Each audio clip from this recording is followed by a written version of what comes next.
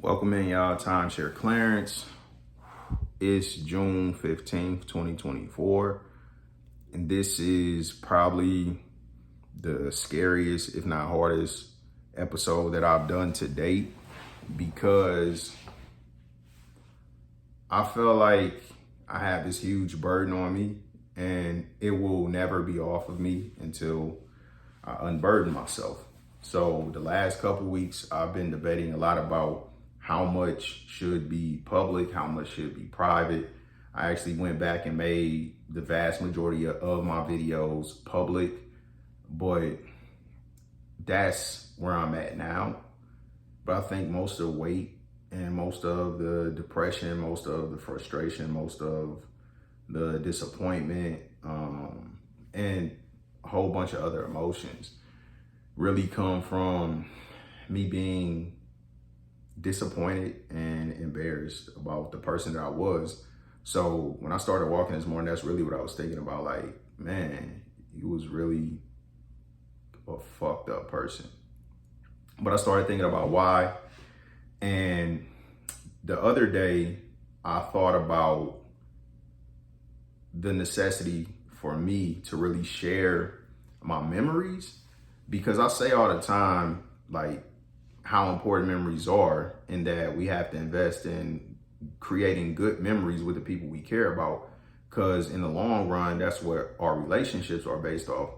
So I kind of started analyzing what memories I actually have and of what people and what situations. And I try to think back to what was my earliest memory, which I have no clue, but I have a handful of memories that I know were very early in my life. And I started thinking about those memories and why did I store them? What is the significance? And then how did it contribute to me being who I am even later in life? So I don't talk a lot about my great grandma.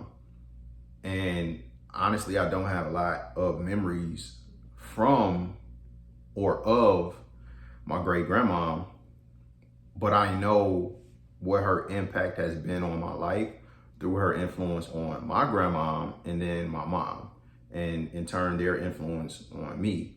But my personal interaction with my great grandma, the only real memory I have of her is her smacking the shit out of me for rolling my eyes when I wasn't even rolling my eyes. I was just being a kid.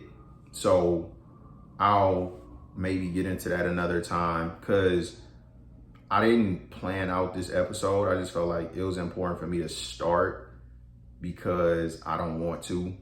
And I know that's kind of holding me back, because how can people really get to know you when you don't either know yourself or you don't want people to truly know who you were, and why you are who you are?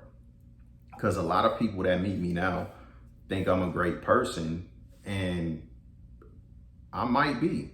I try to be. I genuinely try to be a good person, a great person. That's my desire, to be a positive contribution in every situation I'm in, positive influence, be supportive, be consistent, be unselfish. And a lot of people now think that's their opinion of me, but that wasn't always the case. And when I look at my past and the poor choices I've made, the things I've justified at different times to do messed up stuff, I really try to understand why I did it, what led to me doing it, because you have to be able to justify something to do it. So what made me be able to justify the things I've done, the mistakes I've made, the poor decisions? So one of the things I regret the most is being physically abusive to the people that I care about. So that's why we talking about my great grandma. She smacked the shit out of me for well, in my opinion, no reason. In her mind, I was rolling my eyes. And I heard stories about, how mean she was, my grandma and my mom. Now, my grandma, I remember that she had this tractor tire, like it was shredded. And if anybody can picture it, I think you probably seen the tires on the side of the road, like how they shred. It's like metal in it. So I remember my grandma had this like piece of shredded tractor tire that she would whoop people with. But here's the thing, I remember she had it. I know what it was for. I don't remember my grandma whooping me. I don't remember my grandma hitting me with that, whatever. But I think it had to happen for it to be that significant, or I saw somebody get a whooping or whatever. But I don't have any memory of it. I remember being really young, and so Pumpkin and Crystal, pretty much same age. Me and Trevor the same age. So we would kind of get in trouble together a lot of times. I just remember having to go find a switch, like the fear, the dread, like, man. And that's almost psychological torture. But worse, I remember after going to get switches to get whoopings as very young kids. And when I say very young, I don't know the exact age I was when I moved to Michigan, but it was before I started school, so it was very young. And everything I'm talking about is before that. So I had to be 5 or younger in every one of these situations. So I remember like picking out switches and watching my grandma braid switches. Like braid switches, take 3 twigs, braid them together to whoop us. I still don't remember getting a whooping from my grandma. I do remember there being a time where my sister and my aunt got whoopings, and with a switch, had welts and, you know, cuts and all that all on them. And then what I felt like was being tortured, had to go soak in a bathtub with salt water. Now, my grandma was a nurse. I don't know if that was something that was medical or whatever, but I just felt like that was torture. Like, you gonna beat somebody with a switch and then go make them sit in salt water, some shit that's gonna burn. But again, I don't ever remember my grandma whooping me. But the abuse was there. I remember when I got older, I remember my mom and dad fighting one time where my dad abused my mom. I didn't see it. I heard it, you know, and I don't know what happened. I know my sister grabbed the phone to call the police. My dad snatched the phone out of the wall. But again, abusive situation. I remember my dad always making comments about hitting my mom or hitting a woman. Like, it'd just be random stuff. And I would have put her motherfucking head through the refrigerator, or like just stuff like that. I felt like my brother was a bully, Devin. But when I think about it, I don't remember a specific incident of him bullying me. I just remember when I was big enough to fight back, when I was strong enough where he couldn't manhandle me and do whatever he wanted to do. And I remember he had me pinned down on the living room floor when we were staying in the projects in Jackson. And I think he was smacking me in my face. And I had to be in like 7th or 8th grade at this point. He was in high school. So I still wasn't as strong as Devin because I was overweight at this point. I wasn't athletic. I had just barely started lifting weights, but I didn't really kind of develop physically until high school, once I started playing football, wrestling, and getting into sports, boxing, and all of that. So at this point in time, I just been getting bullied and I'm just sick of it. And I'm big enough where he can't just hold me down anymore. So I remember I got him off me and I'm ready to fight. And then my dad like step in and stop us. And I was so mad because it's like, you will watch this dude just beat on me my whole life. but then when I'm big enough to fight back, now we need to stop. And I'm trying to just think of memories with violence in my childhood. I remember one time it was like a street brawl. I was so scared. We was at my aunt's house, and this is in my teenage years. My brother was in town. It's people out here with rakes swinging them. It's people out here with swords swinging them, baseball bats, all kind of stuff. And I'm out here like, dang, like somebody gonna die. But I've just been exposed to violence over and over and over. And then myself, I remember like with my little brother, when we had a situation where I didn't feel like he was doing what he was supposed to do, and we lived together, like I'm gonna put him out physically. So we got in a fight. I picked him up. You know, we punching and I wanted to hurt him. Like, and that's something that really was never my character. Like, I never really wanted to hurt anybody. I never really wanted to fight. I always wanted to avoid fights. So I used to just like do demonstrations of whatever little self-defense techniques or whatever little martial arts stuff that my dad told me. I would just like do a demonstration at school, and then people wouldn't mess with me. But with all that being said, like my entire life, people hit other people to either teach them a lesson or to either put them in their place or make sure that they're not being disrespected, so on and so forth.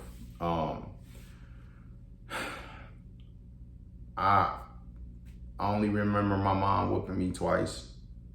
I know I got another whooping though, because I remember my mom couldn't wait to whoop me. I don't remember the whooping, but like when, again, Devin was a bully, and I didn't have any recourse other than to bite his ass. So like when I was little, before I could really fight back, like every chance I got, once I figured out I might not be able to hit him and hurt him, I'm gonna bite the shit out this dude.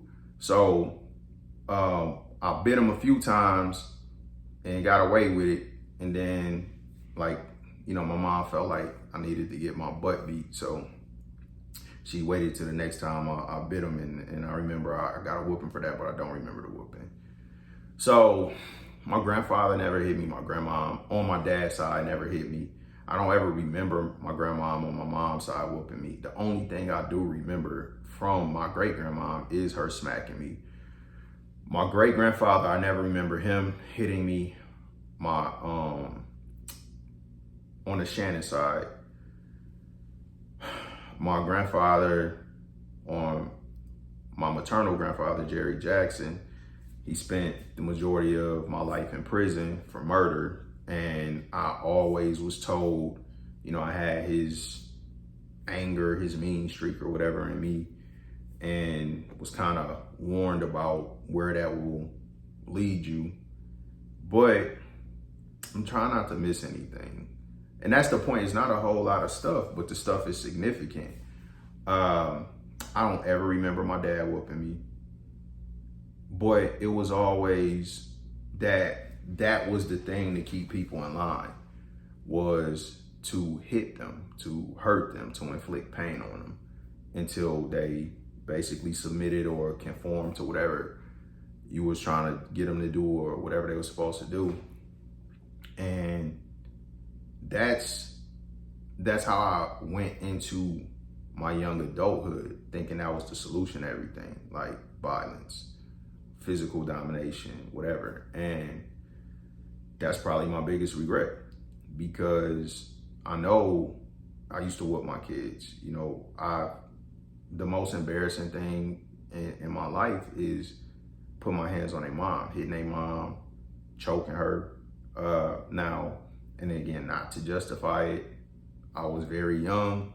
That was that was the turning point when I saw, like, damn, man, look what you just did. And it didn't set in, it didn't register the first time. It probably happened a half dozen times before it was like, you know what, this can never happen again. And it never did. But the impact of that, the results of that, I'm sure she remembers that. I remember that. It was never around the kids, but I'm sure they've heard about it. So just that legacy, the impact of violence, the unfortunate result of being conditioned to behave that way, to treat people that way, to intend to hurt people, to teach them a lesson. I hate it. And I try so hard to stay away from it at this point. So again, this is not even really scratching the surface, but I gotta start somewhere. Because I do feel burdened by my past, that I've hurt people that I care about, that I've let people down that depended on me, that I have been the exact opposite of what I should have been to the people that needed me to be what I was supposed to be to them, and in turn contributed to a situation of them either wanting nothing to do with me, wanting to hurt me, wanting to see me get hurt, feeling like I deserve a shitty life or whatever the case may be. Like, it's not for nothing. And I know a lot of people on the outside saw how much sacrifice I made for my family, because I was extremely dedicated to my family, but I was also inflicting like harm physically and mentally on my family at the same time.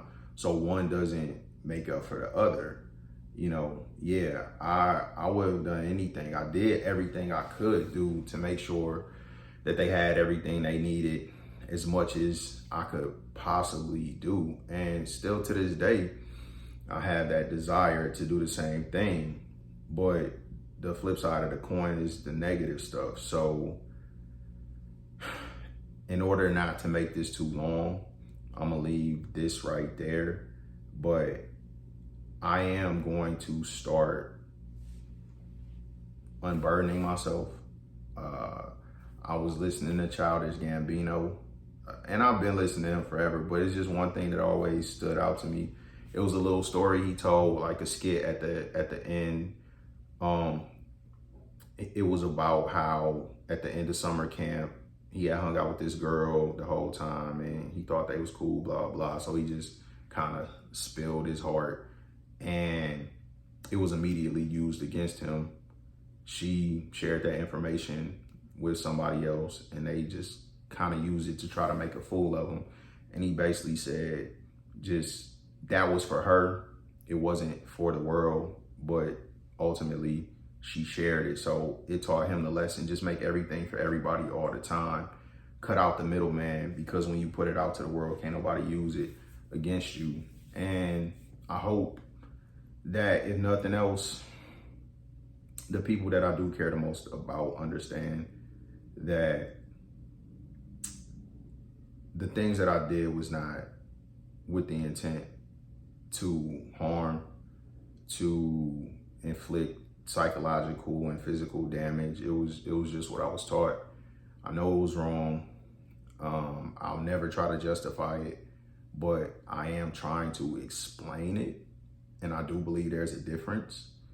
Nothing can justify it, but we gotta be real about the influences of the people in our lives, the situations, the conditioning, what we were taught, because I was taught a bunch of negative shit, and a lot of other people, even that I may not want to deal with, I try to take in consideration that they behave the way they behave a lot of times because of what they were taught. Now, at some point, you have to take responsibility for your actions, and you have to take responsibility that it is on you to go find the help you need, to go get better information, to find the resources, to learn how to do things the right way versus just doing it the way you was taught.